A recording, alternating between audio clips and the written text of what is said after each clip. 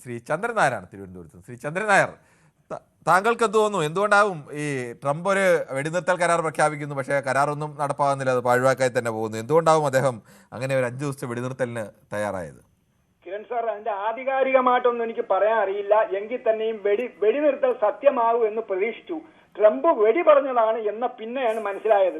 ഏതായാലും നമ്മളെ ഇന്ത്യയിലുള്ള ജനങ്ങൾ ഗൾഫ് രാജ്യങ്ങളിൽ തിങ്ങി പാർക്കുന്നുണ്ട്. അവരുടെ കുടുംബാംഗങ്ങൾക്കൊക്കെ ഒരു വളരെ ആശ്വാസമായിരുന്നു. ഞാൻ ഉൾപ്പെടെയുള്ള ആൾക്കാർക്ക്, എന്റെ കുടുംബം അവിടെ ഉള്ളതായിട്ട് ഞാൻ മുമ്പും പറഞ്ഞിട്ടുണ്ടല്ലോ സാർ.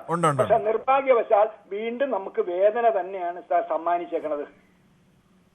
ശരി, താങ്കളുടെ അഭിപ്രായം വ്യക്തമാണ്. ശ്രീ അജയ്കുമാറാണ് പത്തനംതിട്ടയിൽ നിന്ന്. ശ്രീ അജയ്കുമാർ, യഥാർത്ഥത്തിൽ എന്തിനാവും ഇപ്പോൾ ട്രംപ് ഇങ്ങനെ ഒരു 5 ദിവസത്തെ വെടിനിർത്തൽ തയ്യാറായത്? അതൊരു തിരിച്ചടിക്കാൻ വേണ്ടിയുള്ള ഒരു തന്ത്രപരമായ നീക്കമാണോ, അതോ അവിടെ പോയി കൈപൊള്ളി എന്നുള്ള ഒരു ഭയം അദ്ദേഹത്തിന് ഉണ്ടോ? എന്താണ് കാര്യം? ഇല്ല സാറേ, ട്രംപിന്റെ ഒരു കൗശലമാണ്. അത് 5 ദിവസം കൊണ്ട് ഇന്ന് കഴിഞ്ഞാൽ മറ്റേ ഓസൂറൊക്കെ കടലിൽ കൊണ്ട് തുറന്നു കഴിഞ്ഞാൽ കുറെ കപ്പലങ്ങോട്ട് വിടുമെന്നുള്ളത്. പക്ഷേ ഇറാൻ കറക്റ്റായിട്ട് പറഞ്ഞല്ലോ, ശത്രു രാജ്യങ്ങൾ വിടത്തില്ല എന്ന് പറഞ്ഞിട്ടുണ്ട്. ഈ പ്രശ്നം മുഴുവൻ ഉണ്ടാക്കുന്ന ആരാണ്? ട്രംപാണ്, അല്ലേ? അല്ല മറ്റാരാണ്?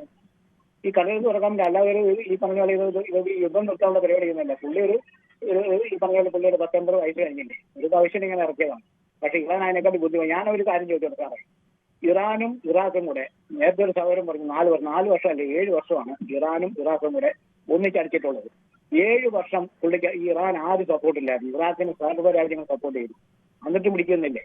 ഇപ്പൊ ഇറാന്റെ ആണവായുധം കൊണ്ട് പൊട്ടിക്കഴിഞ്ഞാൽ ഒന്നും നടക്കത്തില്ല. ട്രംപിന്റെ കൗശലം നടക്കത്തില്ല. ഈ ട്രംപാണ് ഈ ലോകത്തിൽ ഈ പ്രശ്നങ്ങൾ മുഴുവൻ ഉണ്ടാക്കുന്നത്. ഇറാന്റെ പക്കൽ ആണവായുധം ഉള്ളതായി ലോകത്ത് റിപ്പോർട്ടുകളില്ല. ഇല്ലില്ല, ഇറാന്റെയിൽ ആണവായുധം എല്ലാ രാജ്യങ്ങൾക്കും ഉണ്ട്. പക്ഷെ ഇറാന്റെയും നല്ലവരുണ്ട്. അങ്ങനെ ഉണ്ടായിരുന്നെങ്കിൽ ഇപ്പോ അവര് ആണവായുധങ്ങൾ എന്തായാലും തന്നെ അവിടെ ആണവ നിലയങ്ങളുണ്ട്, അതിനുള്ള ആണവായുധം നിർമ്മിക്കാനുള്ള ശ്രമം അവർ നടത്തിയിരുന്നു. പക്ഷെ അതിനപ്പുറത്തേക്ക് ആണവായുധങ്ങൾ രൂപപ്പെട്ടതായി ലോകത്തിന് ഇതുവരെ റിപ്പോർട്ടില്ല.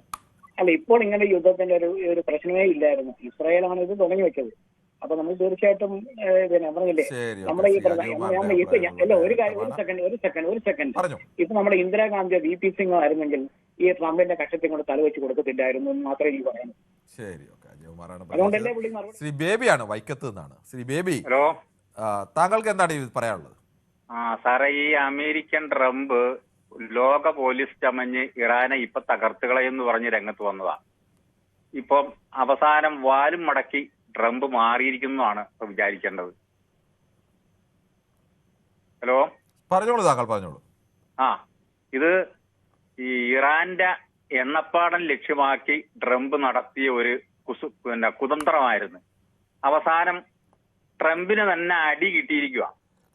ട്രംപിന് തന്നെ അടി കിട്ടി ഇപ്പം വാലും മടക്കി പോയെന്ന് വേണം പറയാനായിട്ട്. ശരി, താങ്കളുടെ അഭിപ്രായം അങ്ങനെ കരുതാനാവില്ല. ശ്രീ ബേബി, അമേരിക്ക പോലെ രാജ്യത്തിന് പിന്നിൽ അവർക്ക് വലിയ ശക്തിയൊക്കെ തകർന്നു വീണുവെന്ന് നമുക്ക് തൽക്കാലം വിലയിരുത്താനാവില്ല. ജോലി ശ്രീ ദിനേശനാണ് ചെറുവത്തൂർ.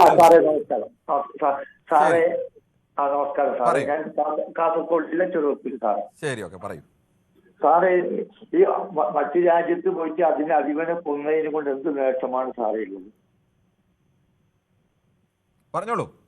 ഈ മറ്റു രാജ്യത്ത് പോയിട്ട് അതിന്റെ അധിപനെ കൊന്നിട്ട് എന്ത് കാര്യം? പണ്ട് സദ്ദാം ഹുസൈനെ തൊലങ്കിൽ നിന്ന് പിടിച്ചിട്ട് തൂക്കിക്കൊന്നു. അവസാനം ആ രാജ്യം എന്നും ഇറാഖും തന്നെ പേര്, അതിന് ഇറാൻ എന്നല്ല. പിന്നെ അതുപോലെ തന്നെ ഇറാനും ഇറാഖും സഹോദര രാജ്യങ്ങൾ തമ്മിൽ 15 വർഷം യുദ്ധം ചെയ്ത് പരിശീലനവും അതിന്റെ പ്രായോഗിക ബുദ്ധിയും ആർക്കുണ്ട്? ഇറാനുണ്ട് സാറേ. ഞാനൊക്കെ സൗദിയിൽ 92 സൗദിയിൽ ഇരിക്കുമ്പോൾ സാറേ, അന്ന് കപ്ചി പിടിച്ചിരുന്നു. സൗദിയുടെ ഒരു ഭാഗമാണ് കപ്ചി. അന്ന് കുവൈത്തിൽ കയറി അടിച്ചു. പക്ഷെ എന്തുണ്ടായി? ഒരു കാര്യമില്ല സാറേ. അവസാനം ഇറാഖിന്റെ അധികം കൊന്നു എന്ന് മാത്രമേ ഉള്ളൂ. ഈ ഒരൊറ്റ കാര്യം കൊണ്ട് പറയാം, അധികം ഞാൻ പറയാനില്ല സാറേ. ഇതൊന്നും ശരിയായ മാർഗമല്ല സാറേ. മാർഗം ഇതല്ല വേണ്ടത് സാറേ. അത്രേ പറയാനുള്ളൂ സാറേ. ശരി, താങ്കളുടെ അഭിപ്രായം വളരെ വ്യക്തമാണ്. ഷാനിയാണ് കൊല്ലത്ത് നിന്ന്. ശ്രീ ഷാനി, താങ്കൾക്ക് എന്താണ് തോന്നുന്നത്? ഈ 5 ദിവസത്തെ വെടിനിർത്തൽ, അതിപ്പോൾ അവർ രണ്ടുപേരും അങ്ങനെ വെടിനിർത്തൽ നടപ്പായില്ല, പക്ഷെ അങ്ങനെ ഒരു അമേരിക്കയുടെ ഒരു പിന്മാറ്റം 5 ദിവസത്തേക്ക് എന്തിനാവും അവർ ശരിക്കും പിന്മാറിയത്? ശരിക്കും അടുത്ത ഒരു തന്ത്രത്തിന് വേണ്ടിയിട്ടാണെന്നാണ് എനിക്ക് തോന്നുന്നത്. കാരണം ഇത് ഒരു അട്ടിമറി എന്ന് വേണം ഇതിന് വേണ്ടി പറയാൻ. ഇസ്രായേലിനോട് കൂടി ചേർന്ന് ഇവരിത് ചെയ്യുമ്പോൾ സമയത്ത് ഇസ്രായേൽ ആദ്യം കൂടെ നിന്നെങ്കിലും പിന്നെ അവിടുത്തെ പ്രസിഡന്റിനെ കാണാതായി. അപ്പോൾ ഇദ്ദേഹവും അതിന് ഒരു ഇടവേള വന്നപ്പോൾ ഇദ്ദേഹം ആകെ കൊണ്ട് പതറിപ്പോയി, എന്താ ചെയ്യേണ്ടതെന്ന് അറിയാതെ. അത് അദ്ദേഹത്തിന്റെ മുഖത്ത് നന്നായിട്ട് കാണാനും കഴിഞ്ഞു. ഇപ്പൊ ഈ ഒരു 5 ദിവസം കൊണ്ട് അദ്ദേഹം ആഗ്രഹിക്കുന്നത് ഈ ഒരു സമയത്ത് അടുത്ത കുതന്ത്രം എങ്ങനെ മെനഞ്ഞെടുക്കാമെന്നാണ് ആലോചിക്കുന്നത്. എന്തായാലും പരാജയപ്പെട്ടു പുള്ളി.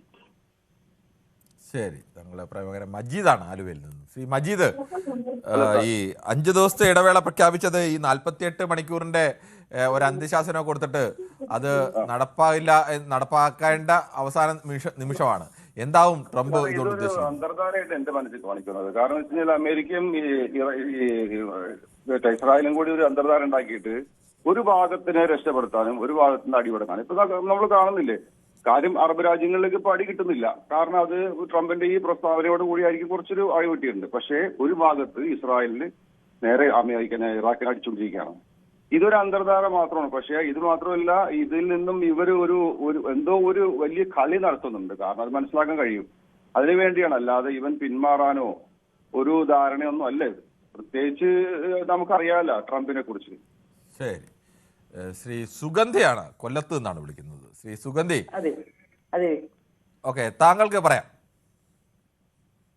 ട്രംപ്